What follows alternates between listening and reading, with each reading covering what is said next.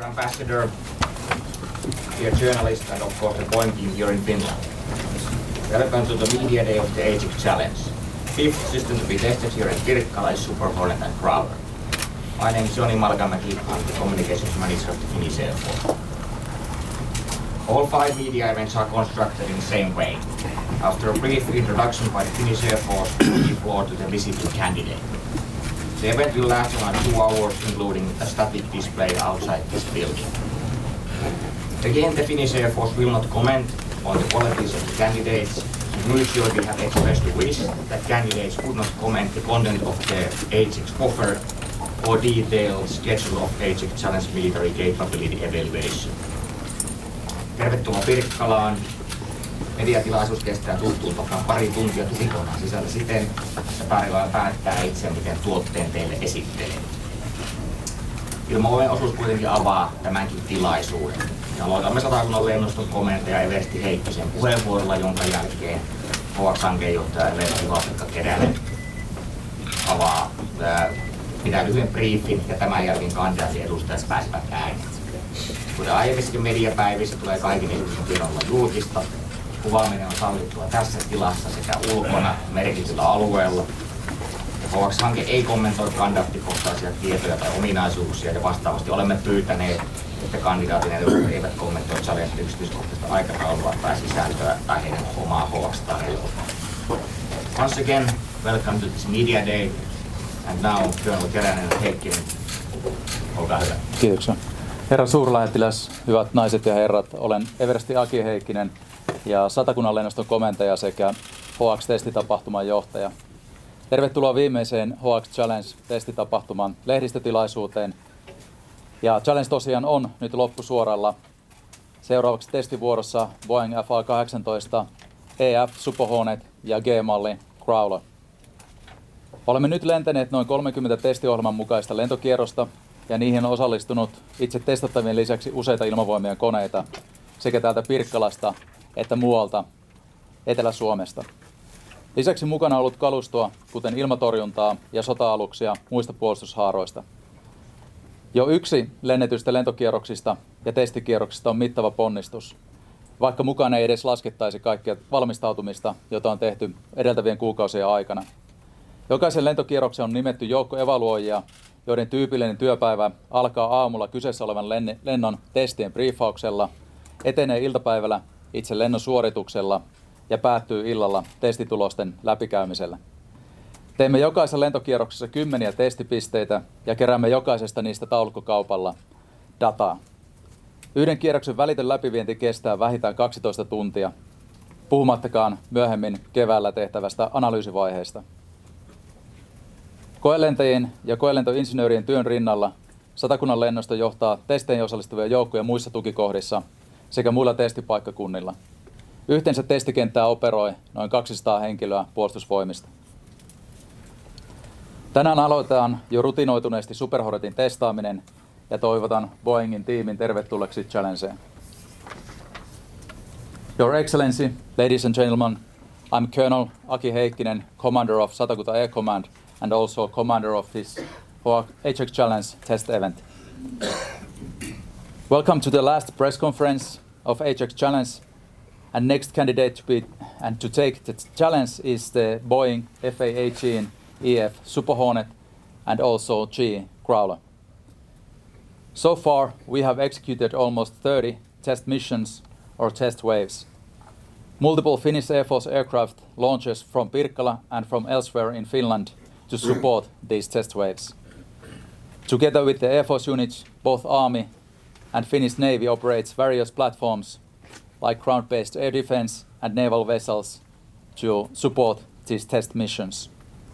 Each test wave is a big effort for the Finnish Air Force.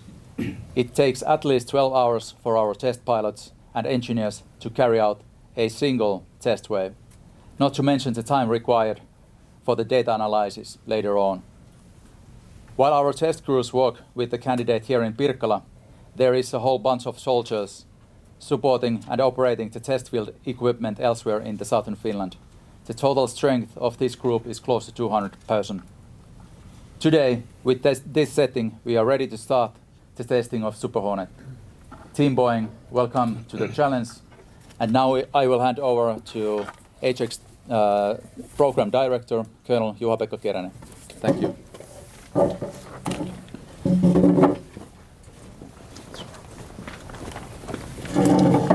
Your Excellencies, ladies and gentlemen. So I'm JP, I'm the director in the HX program in our Air Force. So we have now some new members here in our event today, so I cover a little bit items about how we have proceeded our evaluation of what we have conducted so far. So this is a second US candidate which follows the foreign military sales process. So US government is giving us an official proposal. And I can concur that this is equal and fair process for the both direct commercial sales and FMS process, and that is handled by our logistic command. Next, please. So we have had lots of discussion on the news about, because Super Hornet with the Growler is easy to transition for our Air Force. This is true. So conversion from our legacy F-18s to the Super Hornets, it's easy. And of course, Growler brings new capability areas which we are now currently lacking in our Air Forces. But I can concur once again that process itself is similar. It might be easier for the Super Hornet and Boeing team to develop our and proceed to get our IOC and FOC requirements. But requirement is same, so by 2030 we have to get full operational capability with new HX candidate. That means that our current F-18 fleet is down. It's gone in that time frame. So an IOC means that by 2027 we have to be capable to start operation in first fighter squadron in the beginning of 2028 by new HX candidate. That means lots of training and lots of conversion, both aircraft maintenance, mission planners, and of course for the pilots. This spring we have been also quite busy, I guess all the vendors also, but especially in our guys, because we have now 5 proposals. We have last negotiation event in this spring, and we try to optimize each candidate capabilities for their HX proposal. So teams in our Air Force command and also logistic command now analyzing about proposal, and within a month we start the negotiation with the first US candidate, which after the European ones. Next, please. So even though military capability is only decision-making area which will be ranked, each tender must pass all those stairs to the getting evaluation itself. So our government has given us budget of 10 billion euros, and that must be included all investments by our facilities, must include all the weapons packages, and also must include all the system and equipment needed to operate here both in peacetime and in crisis situation. And our doctrine of operation in Finnish Air Force is that we are dispersing lots of our aircraft, and so we have to have enough equipment to be capable to disperse in our operations and our basing systems. Our Ministry of Defense has put as a requirement of 30% of industrial participation to be, and that must be covered all 10 billion euros of the procurement price. So meaning that value of 3 billion euros must be covered with industrial participation. Meaning that we try to optimize our sustainment here in our Finnish defense forces, or in indirect industrial participation to optimize capabilities in our Finnish defense forces. Yes. All the industrial participation must be combined to capability development either in Air Force or in defense forces in overall, and those must be also achieved. And security of supply, meaning that because we are not non-allied nation, so we must be capable to operate independently and certain amount of time, which is highlighted in our RFQ. And that means that either sustainment or logistical lines are cut, or in IP lines are cut, meaning that connections and IT connections for the vendors is cut. So we have to have capability to operate here in Finnish Air Force, either to sustain aircraft, keep aircraft as operational, and then also for being capable to modify our mission sets here inside the Finnish Air Forces. And affordability is meaning that we have that 10 billion budget, which is not full value of each tender. So we have to cover all the investment here in our military side. So budget for the tender is less than 10 billion euros. And also operational cost must be limited about the same level what we are now currently operating with our F-18. So our government stated for us, so this is extra money to procure all the HX systems, equipment and weapons. Don't come and ask more. So it's limited in our defense forces, and our defense command is now monitoring about the HX program, how we can achieve about the sustainment cost about similar level about the current F-18 fleet. Next, please. It's not only the aircraft itself, so it's a lot of other capabilities which must be achieved for being capable to operate and use the weapon system itself. So we have capability-based approach. We have put the problem for each tender, and they are giving us a solution. This is the way we will operate with you in your environment. So in this test event here, it's not only flying and capabilities and testing about the sensors or capabilities aircraft itself. We are also testing how we can actually plan the mission, how we can execute mission, how we debrief mission, how we can analyze the missions and data itself, what's been collected in the test events itself.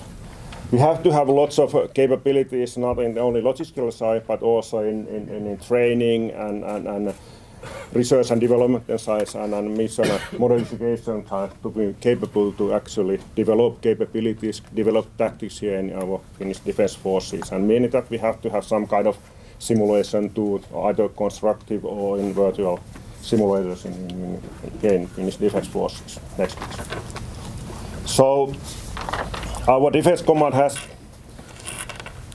mandate and put as requirement that we have to have 5 different mission sets.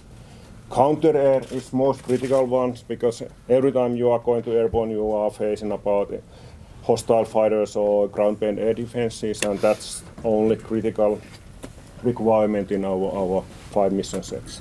Other one, how capable we are supporting our land forces as army, as a counter operations, how capable we are supporting our naval units and navy as a counter sea operations, how well we can collect information and proceed situation awareness, whole defense forces in ISR requirements and long-range strike capability for our defense force command, so for being capable to replace our JASSM cruise missile systems operating now in current fleet. Next, please.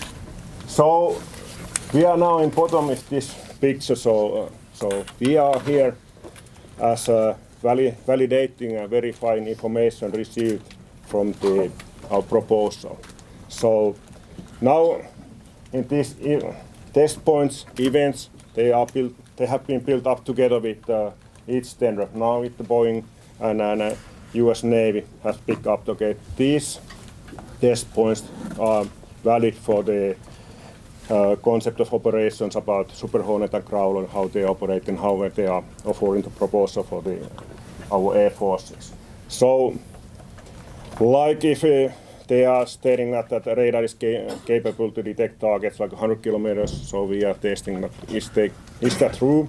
This true data, so we are capable to pick up 100 kilometers detection range for the aerial targets. Same for the naval and ground targets, of course. Next phase is that we are measuring capabilities, how well this tenor is capable to conduct mission sets. So we are using virtual simulators and flying this portion as 4 ships. We are modeling our own systems about how well they're getting those information. And those information are based on about the data what we've been collecting here in HX Challenge. So it's easy to fool in when you are building up the simulation. So our aim is that to get through so all the simulation, even when we are flying with the simulator, all the data is exact. So capability of radar or capability of weapon system itself is true. And phase 3 is in our evaluation processes that we put together all 5 mission areas and have a operational war gaming. We have continuous war and we are operating that kind of operation demanded by our defense forces.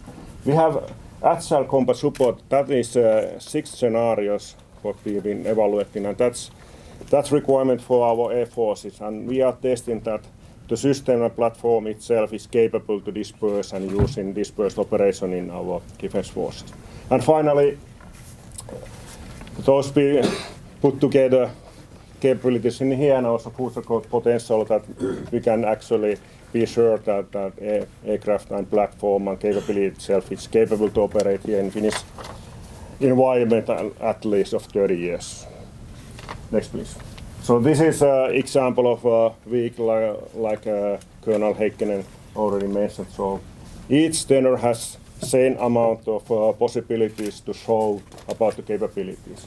And total data substantiations we have promised 3 weeks for each tender. Now this is second week what we are now conducting, now still 1 week to go, and the idea is that we go to the homeland of each tender and use their facilities about the verified info. Might be simulator flying, might be actual aircraft flying, or might be in laboratory tests.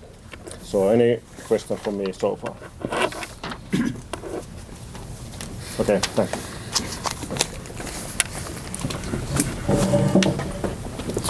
Hi, good morning everyone, and thank you for being here with us today. My name is Andrea Peterson and I am with Boeing Communications.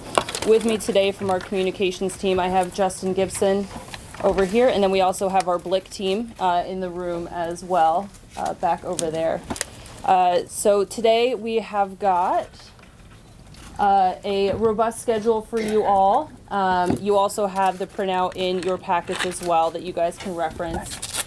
With us today we have Maria Laine, Vice President of International Strategic Partnerships, Captain Brian Becker, Commodore of the Strike Fighter Wing Atlantic for the U.S. Navy, Jennifer Thibault, Director of Development for FA-18 and EA-18G programs, Alan Garcia, our capture team lead for Finland and Switzerland, and then we hope to have Alan Bradford here, who is our lead test pilot for the Finland HX Challenge later on today. As you all know, after Q&A, we will move over to the static display, and then we would invite you all to join us later in the afternoon over at Terminal 2. We will have some refreshments over there and some additional briefings, so we welcome you to join us for that. We will hopefully have the opportunity to see the flight takeoff, and then you guys, if you would like to stick around, are welcome to stay for the landing of that aircraft as well. On the agendas that are in your packets, we do have information for our Navigon site. That is where we have B-roll, photos, backgrounders, and anything that you might need there. If you find that you do not get what you need, please feel free to reach out to the Blick team, myself, or Justin, and we'll make sure to get you anything that else you might require. For T2, we understand that there's going to be a shuttle for anyone who did not have a vehicle with them today. If that is you, we'll have a shuttle outside waiting to take everyone over there. Otherwise, we encourage you to take your vehicle, meet us over there. So with that, I am going to bring up the U.S. Ambassador to Finland, Mr. Robert Pence, for some remarks.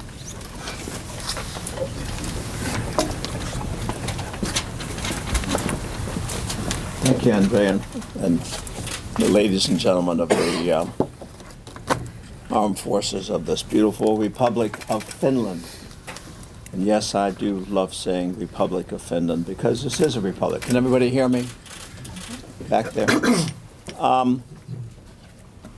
The United States ambassador gets to do a lot of fun things, gets to do a lot of serious things, things that the ordinary citizen bear never gets to do, and many of which, thankfully, most people are not aware of.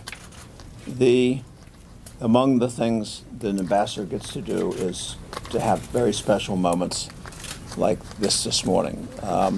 I look around the room, I know some of you because I was here about a week ago. And I'm going to spare the press and most of the audience a repetition of my main points. Having said that, I will say I don't have to speak again about the fact that I'm pleased to be here representing today, or presenting today, being with Boeing. This is one of the two American candidates for Finland's new fighter wing.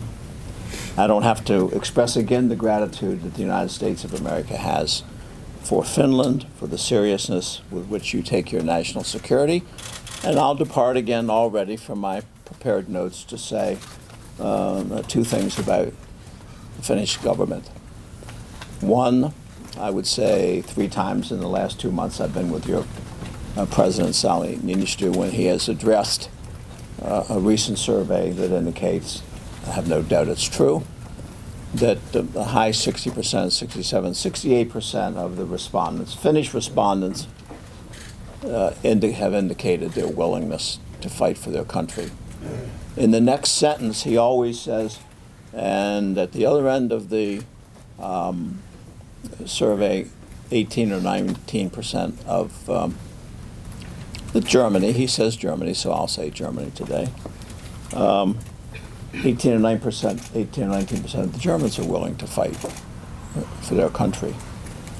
And so that's President Niinistö. Yesterday I had the opportunity to speak with your foreign minister, Haavisto, about a number of issues. He will be in Washington a week from Friday to meet with the Secretary of State to cover any number of things. Yesterday we spoke very briefly because it'd be inappropriate for me to be discussing fighter acquisitions with him. So we passed over, not in silence, but very quickly, the question of fighter planes. And we talked about any number of issues that affect our two great countries. I likewise don't have to say that you have 2 excellent choices before you. Well, you have 5, but it's like 2 of the excellent ones are more excellent. I feel like Bill and Ted's Excellent Adventure, most excellent.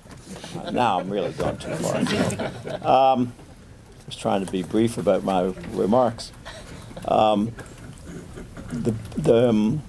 Boeing, I can say this easily about Boeing. I live in Washington, D.C. I didn't all my life until I moved here last May of 18. And I know the Boeing organization very well in many aspects, including their roles across America as corporate citizens, particularly at the Kennedy Center and other places. But I also can address one other thing this morning that I'm guessing most of you will unfortunately never have an opportunity to do, and that is I've had 2 multi-day visits into the Pacific onto American nuclear aircraft carriers. First time the Abraham Lincoln, the second time the Carl Vinson, a total of about 6 days. And so I got to do something that American civilians and a lot of American military don't get to do, and that is actually be upstairs in the tower and on the flight deck when these Hornets are being shot off and recovered day and night and night and day, with men and women piloting these fantastic planes. They are planes that we Americans have entrusted to our military, provided to our military to provide for our safety, and they work. That's not a commercial. That's just a fact of life.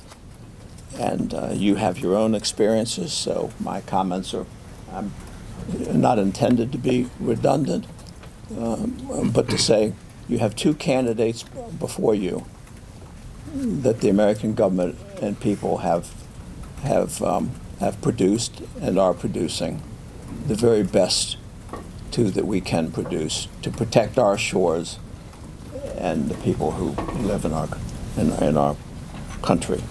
That's a serious charge. That's a serious effort. Two quick things about planes, and then I'll close with one remark.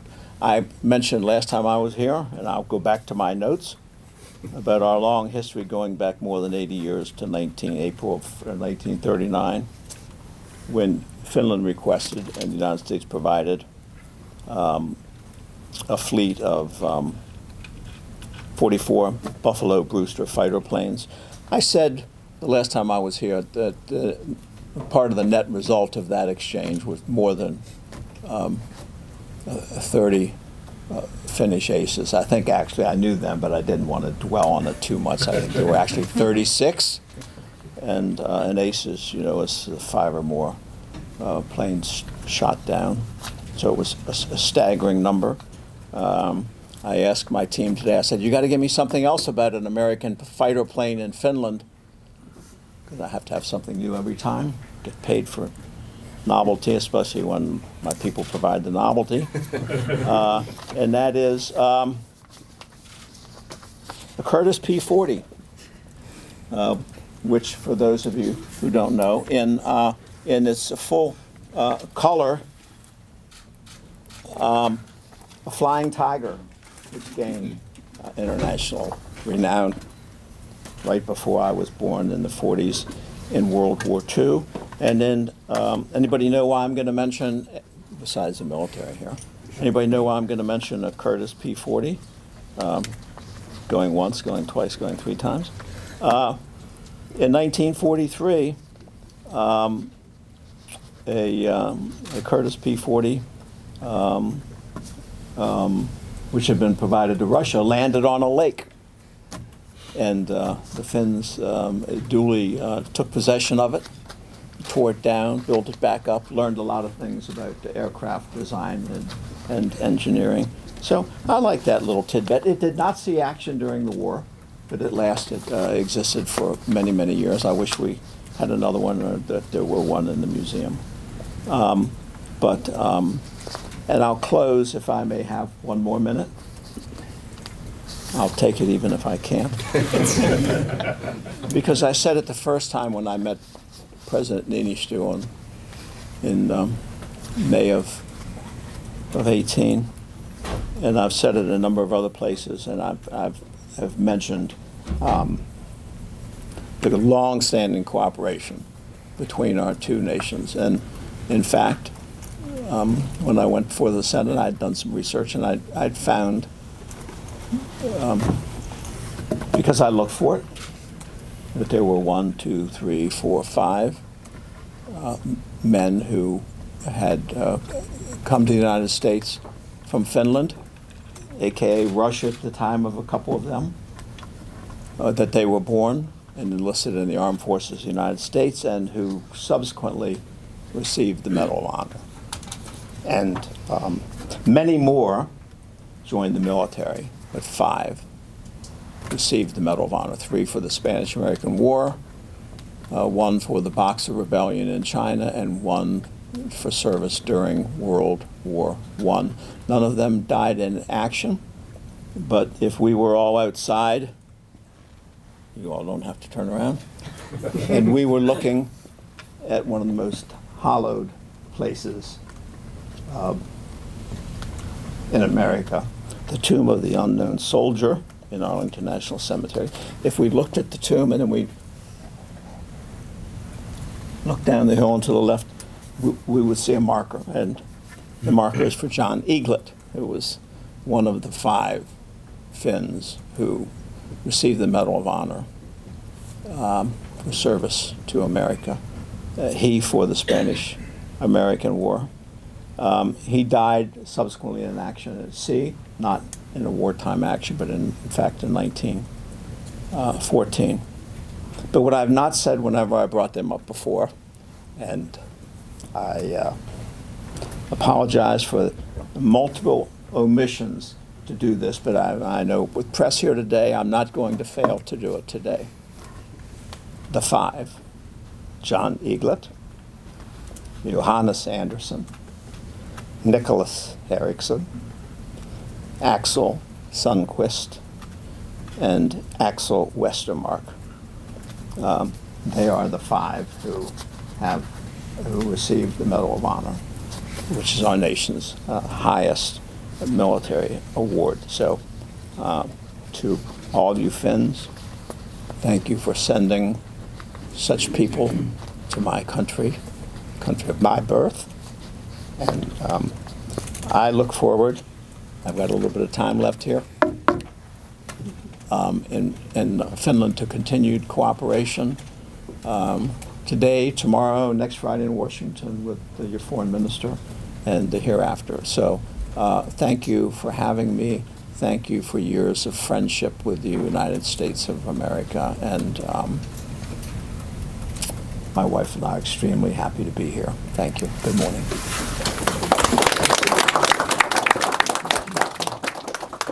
Thank you, Mr. Ambassador. And now I would like to turn it over to Maria Laine to provide some opening remarks for Boeing.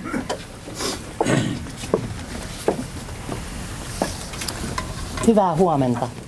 Minä olen Marja Laine ja minä vastaan Boeingin teollisuusyhteistyöohjelmista ympäri maailmaa. Tervetuloa kaikille median edustajille ja kiitos Ilmavoimille esittelystä ja sekä koko Boeingin puolesta kiitoksia tästä mahdollisuudesta päästä näyttämään Block 3 Super Hornetin ja Growlerin suorituskykyjä seuraavien päivien aikana. Also in English, a very warm welcome to the international media present here today. And of course, Mr. Ambassador, thank you so much for being here today, for your support, for your wonderful opening remarks, and certainly for supporting the bilateral defense relationship between Finland and the United States. As everybody knows, the Boeing company has a very strong history here in Finland. It was almost 30 years ago that Finland made the decision to purchase the F-18 Hornet as its frontline fighter for the Finnish Air Force. And the F-18 has served our country well here. But I'm also very proud of the enduring partnerships that were developed as a result of that program. Not just the partnership between and the relationship between the U.S. government and the Finnish government, but the U.S. Navy with the Finnish Defense Forces, but also with Boeing and the Finnish defense industry. It was through the Hornet program and the related industrial program that came with it that we developed a significant amount of technology transfer and know-how transfer that came here to Finland, allowing the Finnish Air Force to be able to continue to maintain its indigenous defense capabilities and the autonomous maintenance of the aircraft. This thereby safeguarding the security of supply, something that it is very important to Finland, as you heard this morning. But what I'm most proud of, and particularly as a Finn, because this is inherent to the Finnish culture, I'm very proud of the fact that the Boeing company has kept every promise it has ever made to Finland. Starting with the delivery of the flawless execution and performance of that aircraft production program, we delivered those F-18s on time, on schedule, within budget, and we delivered an industrial participation program that delivered more than $3.5 billion worth of economic benefits back into the Finnish economy, with over 220 Finnish companies that were participants in that program. We delivered it, again, ahead of schedule and exceeding our original commitments. And I know that today is not about history, but I do believe that as we continue through this process, it is important, it is of significant value to also know that when there is an acquisition of this magnitude and significance, to make sure that you have a trusted and proven partner. And so with that, we turn to the future. Boeing will love to continue to be that proven, trusted partner as we offer the Super Hornet and the Growler to Finland. And you will learn more about that today. But in a nutshell, if I have to summarize, what is it that we are offering? We are offering a combat-proven multirole fighter that is particularly well suited for the Finnish operating environment, with game-changing capabilities and technology that will come with a Growler being introduced into the region. And with it, we will also introduce an industrial participation program that will leverage and take advantage of the past success with a proven successful model with our current defense industry partners right here in Finland that will once again ensure and safeguard the security of supply for Finland. And particularly the other aspect of that is that it will also guarantee the low operating cost for the sustainment that will maintain within the operations budget of the Finnish Air Force. So there's a lot at stake here, and it is absolutely critical for us that we bring our best foot forward, and we want to, more than anything else, continue this relationship with Finland. So with that, I'm going to turn over the next remarks to Captain Becker of the U.S. Navy, and you will hear more from our Boeing team, and I will also be happy to share more comments later in the day on industrial participation specifically. Thank you. And Captain Becker?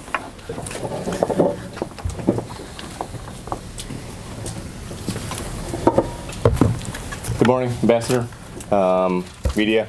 My name is Captain Brian Becker. I am the Commodore of Strike Fighter Wing Atlantic. We have over 200 aircraft on the East Coast. There's a similar wing on the West Coast that provides the F-18 Super Hornet to our carrier air wings who deploy on various aircraft carriers throughout the world. What we do at Strike Fighter Wing is we man, train, and equip those air wings and those squadrons that go out on deployment. The things that I'm here to answer questions on are that man, train, and equip piece and those transitions to other aircraft. So over the past 2 years at Oceana, we have transitioned 4 various Charlie squadrons, F-18C squadrons, into the F-18E and F. And now all of our squadrons within the United States Navy that operationally deploy on aircraft carriers are the F-18E and F version. I've seen the ease of transition with those squadrons, and the last 4 to do it within about 5 to 7 months are fully operational in the F-18E and F. So that is one of the things that I can provide. I've also have flown the F-18 variants since 1998. I have over 3,000 hours in the various variants of the aircraft, and I've seen other transitions from other platforms. I was in a squadron during my department head tour in which the transition happened from the F-14 to the F-18. And I've seen some of the pros and cons of a full platform transition, vice the transition and the ease of transition from the F-18C to the F-18E and F. You'll hear some vernacular. We are the wing. I am the wing, not necessarily the air wing.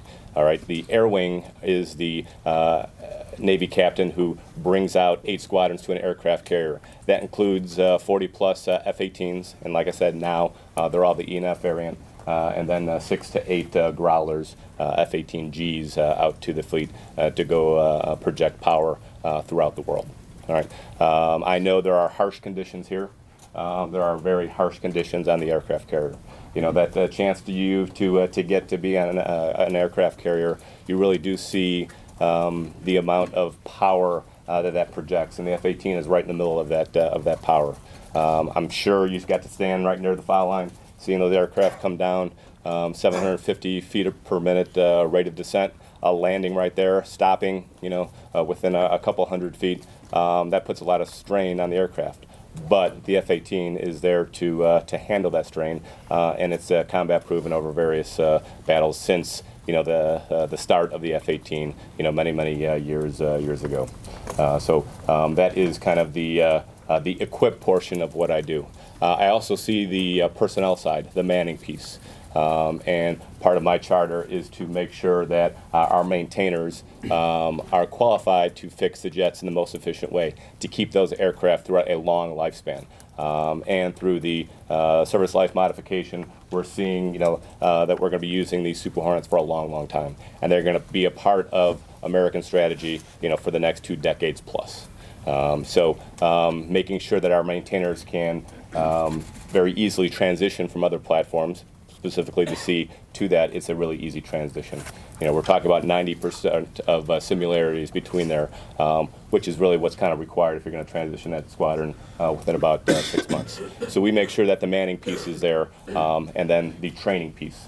We make sure that those maintainers are properly trained on all the tactics, techniques, and procedures to keep that jet up in harsh conditions, as well as our aircrew who fly those aircraft.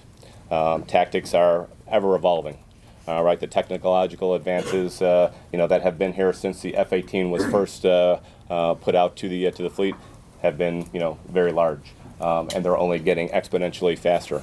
The nice thing about flying the F-18 is it is keeping pace with that. And as you look to the future with the Block 3 modifications, I'm really excited for my counterparts in the Navy, that we'll get the chance to fly that. I am at the age now where that's not going to be in the cards for me. But to those young junior officers who are out there to get to fly that, that's going to be a really good capability. And you couple that with the F-18G, and it is just going to be an unstoppable platform. So regardless of other platforms that are coming out, the F-18 is going to be that cornerstone and that foundation for tactics and projecting power for many, many years to come. Right. So that's kind of what I do in a nutshell, and I'm here to answer any questions you have on that transition piece and how the F-18 fits into that to make that happen. Thank you. Okay, thanks. All right, now it's Jennifer Thibault, Director of Development for FA-18 and EA-18 programs. Thanks, Andrea. Good morning, Mr. Ambassador. Good morning, everybody. I'm Jen Thibault, and I lead the development activity for Super Hornet and Growler in St. Louis, Missouri. I'm going to talk to you today a little bit about where we sit with the production system and the production status, as well as the capabilities of the Block 3 and the Advanced Growler. I can do it. Yep. All right. The Super Hornet is the most proven and affordable multi-role fighter out there today. Paired with its sister platform, the Growler, this combo brings unmatched capabilities to the fight. Over decades, the U.S. Navy has continued to invest in step function capability on the Hornet and the Super Hornet, now culminating in the Block 3 Super Hornet and the Advanced Growler. This has allowed these two platforms to be effective in multiple missions up through today and in the future, while continuing to operate in harsh environments. Next. Okay, the Block 3 Super Hornet the Super Hornet line is alive and well. We have a program of record of over 550 Super Hornets and 160 Growlers. We will, this year, deliver the last of the Block 2 Super Hornets to the U.S. Navy. That also includes 2 Block 3 test jets that we'll deliver to the Navy this spring. Then we'll transition to a year's worth of production builds for Kuwait. And then in 2021, we'll start delivering the full Block 3 Super Hornet to the U.S. Navy under our multi-year 4 contract, which includes 78 Block 3 Super Hornets. In addition to our traditional production line in St. Louis, we have a service life modification production system that Captain Becker alluded to. That is both in St. Louis and in San Antonio, Texas. Through that service life modification production system, starting in the early 20s, we'll be converting all Block 2 Super Hornets to Block 3 Super Hornets. This will continue from the early 20s late into the 2030s, keeping an alive, active production system for the Super Hornet and an active and healthy supply chain. Okay, I'm going to talk a little bit about the Block 3 Super Hornet capabilities now. The Block 3 Super Hornet is networked and survivable, and we've made changes from the Block 2 to Block 3 to make it just that. We've done this in a couple of areas. One is really resetting the digital architecture of the airframe, and we've done that through the advanced cockpit system, the distributed targeting processor networked, or our DTPN, and an advanced tactical data link, the ATDL. And I'll expand on those 3 things. The advanced cockpit system is really highlighted by the large area display, which is a 10 by 19 big touch screen piece of glass in the cockpit that will change the way that the aircrew interface with the jet. and allow more situational awareness and flexibility to take advantage of the decision aids that are coming with Block 3 and the Advanced Growler. The DTPN, the Distributed Targeting Processor Network, is really an adjunct processor, a big computer that increases the computing power of the Super Hornet. And this is in order to pull in all of the data of the battle space and really process that to create the decision aids necessary for aircrew. The Advanced Tactical Data Link is a low latency, high bandwidth data link that allows for more on and off board communication to both pull in all of the data that we're collecting from the battle space in the modern threat environment, as well as pushing it back out to the air wing so that everybody can utilize that information. On the airframe side, we're also doing some upgrades with Block 3.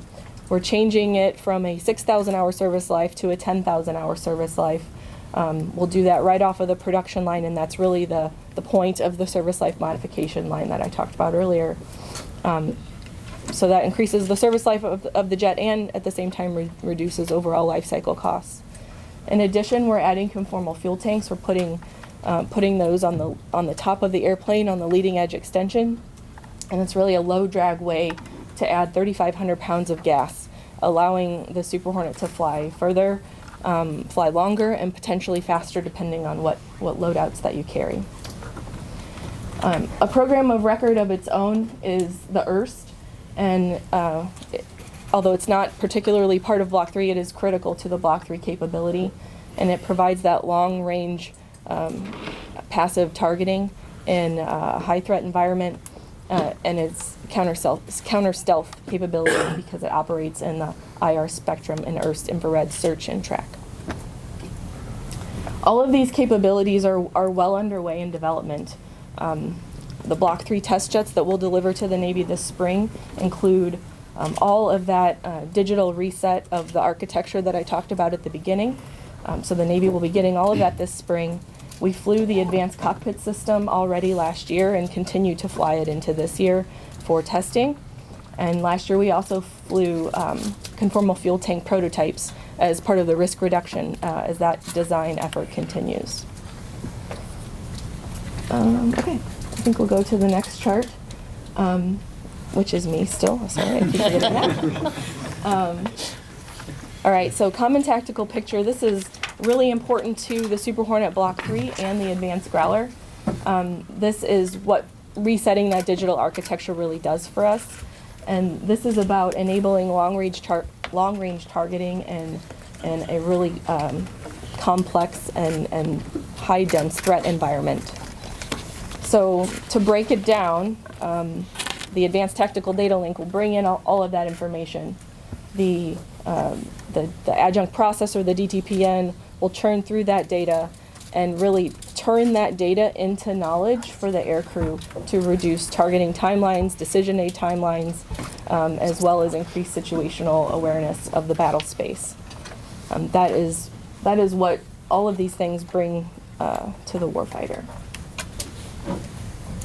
Okay. Moving on to Growler. So no Air Force will be effective in a modern, with a modern threat without a Growler. And the Advanced Growler brings increased processing, enhanced sensors and apertures, and aircrew decision aids. We'll do that through bringing over some of the Block 3 capabilities that I talked about with resetting that digital architecture, so including the advanced cockpit system, the DTPN, as well as the Advanced Tactical Data Link. That goes along with the theme of keeping that 90% commonality with the Growler and the Super Hornet that the U.S. Navy has been able to enjoy for years. It also will bring over the conformal fuel tanks, which will allow the Growler to go further and fly longer.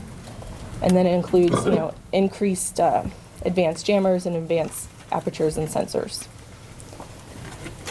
So to talk a little bit about why the Growler is so important to the modern threat and why no Air Force can be effective without it, I'm going to walk through the threat frequency spectrum.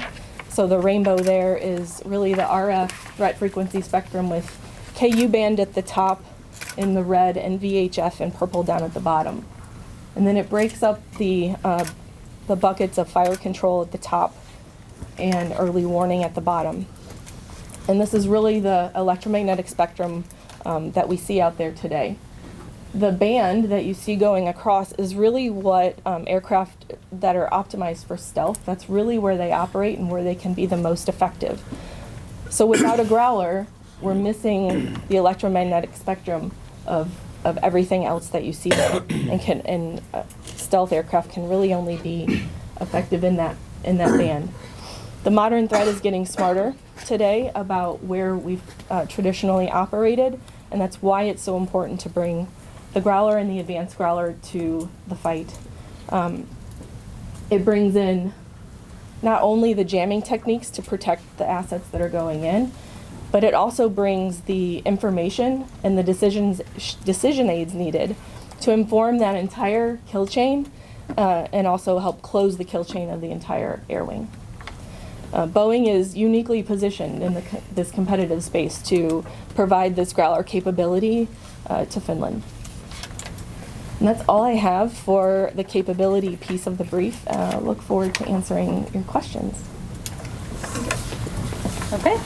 Now we will invite up Alan Garcia, our capture team lead for Finland and Switzerland.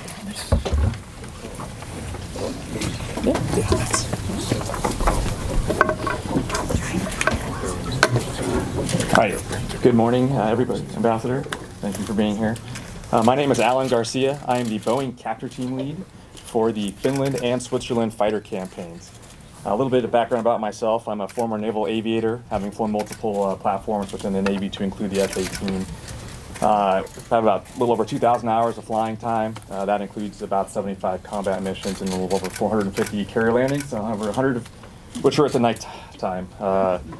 My time at Boeing, I spent most of it as an instructor on starting off on the 737, 747, and then moved on to the P-8 and some other platforms before switching into my current role now. So what I'm here to talk about today is why the Block 3 Super Hornet and Growler is the best choice to defend Finland.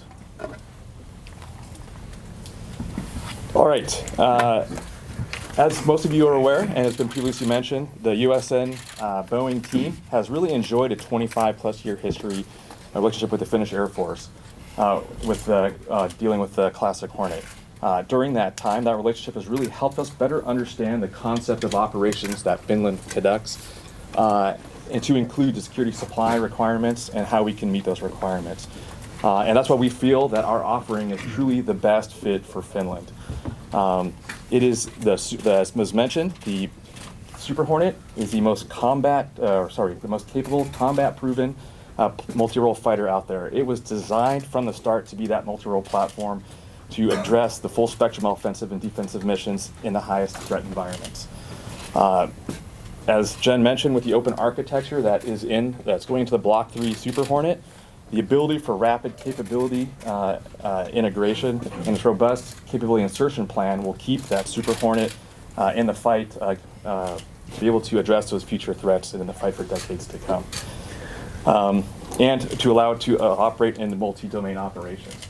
So, with that being said, one of those domains is the electromagnetic spectrum, as Jen was mentioning. That is it's a critical 21st century warfighting domain. And why is that important? As was mentioned briefly, was the kill chain. So, in that electromagnetic spectrum, the enemy designs our kill chain to address that. And what the Growler can do is allow Finland to successfully deny the enemy's kill chain while being able to execute yours. And that's really critical to understand. And the only platform that can only do that is, again, the world's premier electronic attack aircraft, the Growler. So, as mentioned, no Air Force goes into a high threat environment with that platform. Its proven combination of kinetic, which is lethal, or non-kinetic weapons, gives the commanders the capabilities to address the threats across the entire range of the military operations, and is a force multiplier for the air, land, and sea missions. So that's really important to understand there. One of the other reasons why we think, actually, go to this next slide here, to actually give you a snapshot of all the missions that the Super Hornet and Growler combination can address. Again, not only is it the most capable, it's the most versatile. It allows the Finnish Defense Forces to address any type of mission set across the spectrum. Air-to-air, air-to-ground, air-to-surface, and to include electronic attack, and even things like ISR, and even we are providing a tactical aerial refueling capability along with our offering, which is inherent to the Super Hornet, which I think is quite, frankly, an overlooked capability, given your dispersed operations that you can apply to that. Another reason why we really believe that the Super Hornet Growler combination is the best fit for Finland is the ease of transition that was mentioned previously. The low life cycle costs. The Super Hornet fleet has flown more than 2 million flight hours, so we know where those costs lie. It is again low documented life cycle costs that we believe can easily fit within the Finnish current Hornet operating budget. Also, as mentioned, was the training aspect of it. The ease of transition for both pilot and aircrew. I won't reiterate that, as was covered by Captain Becker. And then the use of the infrastructure. So one thing that we like to hit on is that you can use up to 60% of the current existing infrastructure to support a Super Hornet Growler fleet. That includes your ground service equipment, maintenance equipment, weapons, and your facilities, not just general facilities, but also those that are utilized in your dispersed basing environment. So which needs to be to my next slide is the ability for Super Hornet and Growler to operate in this dispersed basing system in winter conditions for Finland. Highlighted here, there's a precision landing mode, which allows for precision landing for the aircrew on those type of roads. Shorter takeoff and landing distances as compared to the classic Hornet. Slower approach speeds and high seek rate landings, as was alluded to by Captain Becker, as was done on aircraft carriers. And then the robust landing gear, which again allows for those high seek rate landings. And then the tail hook, which we know that the Finnish Defense Forces during those dispersed operations uses a deployable resting gear, and this aircraft could easily do that. The rugged twin engine design, again, hey, it's always good to have two engines. We really believe it's reliability that's needed, especially operating in those type of environments. And again, the minimal maintenance logistics footprint. I think a good evidence of that is our ability to fly 3 jets over here and bring with one tanker, and to have along in that tanker to have all our support equipment and maintainers and personnel on that one platform. So, and last but not least here, I'll wrap that up with I believe our combination again is the Super Hornet Growler is ideally suited for Finland's operational requirements and is able to perform every mission in the tactical spectrum in the harshest environments, land, sea, and air. So with that, I will pass the podium to our lead test pilot for the HX campaign, Al Bradford, call sign Newt. Thanks, Newt. Thank you. My name's, like Ming said, Al Bradford. My call sign's Newt. I'm a Boeing test pilot. I work at China Lake, California, in direct support of the Navy in the Advanced Systems Integration Team. Our job is to continually develop and improve new sensor, software, and weapons capability for the F-18E and F Super Hornet and for the E-18G Growler. I'm excited to be here in Finland. The Finnish Air Force has put together a truly impartial and professional test and evaluation plan that we are going to be participating in this week. We have brought 3 aircraft to conduct that.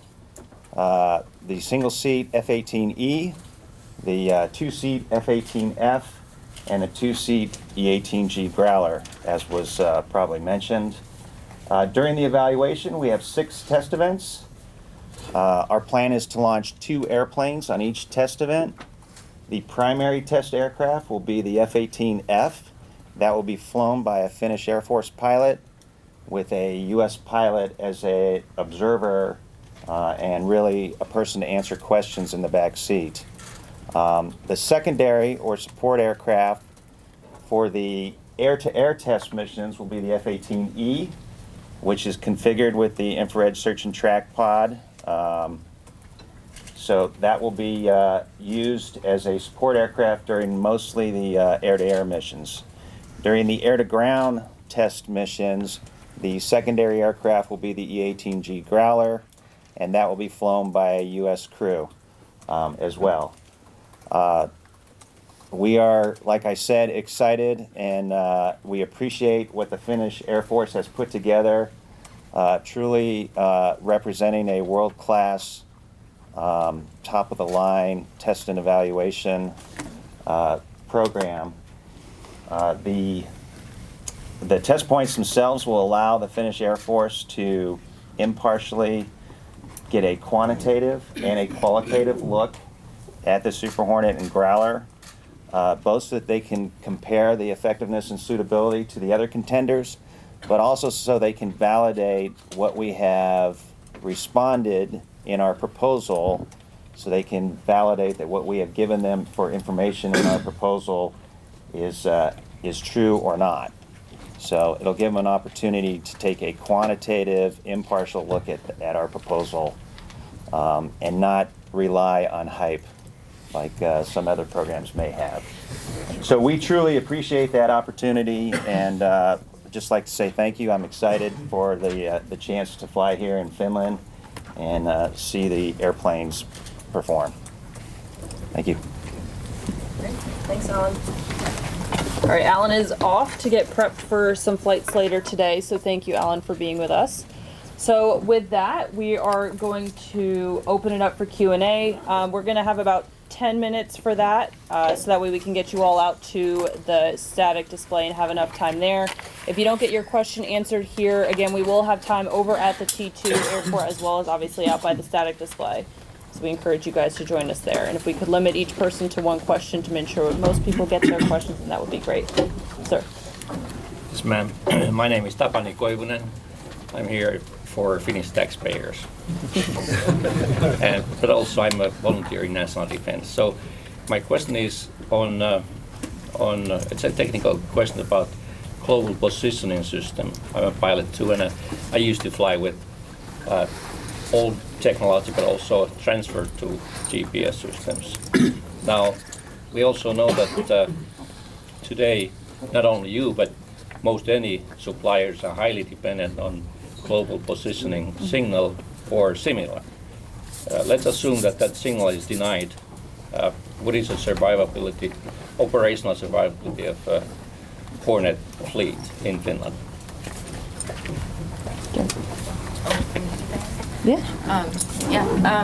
So of course, as we move forward, GPS denied environments are going to be key. So the Block 3 Super Hornet and the Growler, even today, contain positioning capabilities like time difference of arrival that allow you to operate in GPS denied environments. So we'll continue to evolve that capability as we move forward. Yes. Yes, hello, my name is Maria Hagner.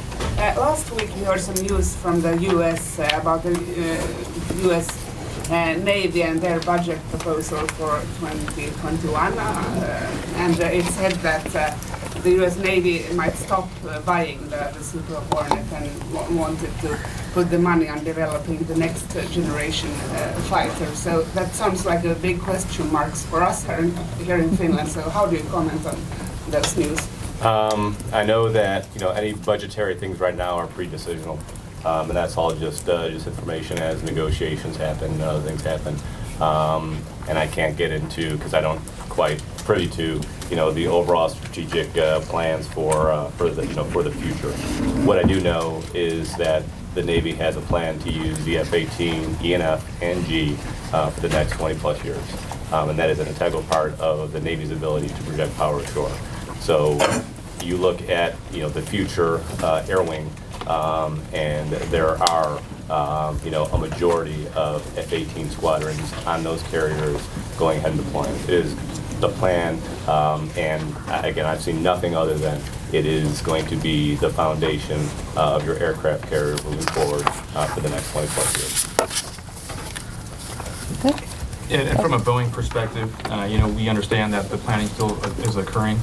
And once the U.S. Navy does its force assessment, we believe that the Navy will need more Super Hornets, and that to meet its mission requirements, as stated by Captain Becker. And we're confident that the more Block 3s will be procured and added into the future year defense plan to meet those requirements. So once that, we're just waiting until that's actually finalized to see where it stands. Thanks. Question to Jennifer, I believe.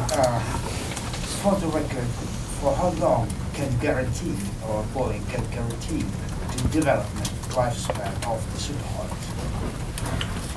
Well, from a Boeing perspective, we would love to say forever for the U.S. Navy to continue to invest, right? So we can only guarantee what is program of record today, but we know that we've proven that That's how long? Oh, the program of record today for production of Super Hornets goes out. We'll be building those through 2024, calendar year 2024. And then that service life modification upgrade that I talked about, converting all Block 2s to Block 3s, that goes late into the 2030s. And throughout that time, the U.S. Navy is constantly upgrading capabilities to that existing fleet. So regardless of the production program of record that we have, the Navy will continue to invest in capability upgrades of these platforms that will keep it relevant for decades, well into the, there's no current sunset of this platform, so they will have to continue to invest to keep it relevant. But it gets hazy after 2030. Well, I mean, the Navy budgets don't even go out that long today, so it's hard for me to say exactly. I'm just, from a Boeing perspective, we see a long future of capability investment, even beyond the program of record. Add to that. And also I would say the other, along with Finland, we're also looking at campaigns in Switzerland, Germany, Canada, and India. So if those all come to fruition, like we hope they will, along with Finland, that could drive that plan out longer as well. Okay. We'll go here first. Alexa Kettunen from Suomen Sotilas magazine. I think this is for Ellen and Jen. Well, obviously, if Navy wants to stop developing Super Hornets, it must concentrate in the near-term future on Navy version of F-35, which, as I understand, has totally different mission profile than the Super Hornets. And then there's a next generation solution, which is at least a decade away. So I am correct to assume that U.S. Navy doesn't have a choice, really, but to develop Super Hornet. Yeah, I mean, very astute observation and comment, and I think Boeing would agree with you that F-35 plus advanced Super Hornet and Growler on the carrier deck are all complementary and critical to the future of the Navy, and we fully believe the Navy will continue to invest in all of those to keep all of them relevant for the whole air wing. One thing to add on that too is regardless of the platform of the future, for the next 20 years, the F-18 is a key contributor to that. The projection of power cannot be accomplished without the Super Hornet within the Navy inventory, regardless of the future platforms that come out. That is all piece of the puzzle.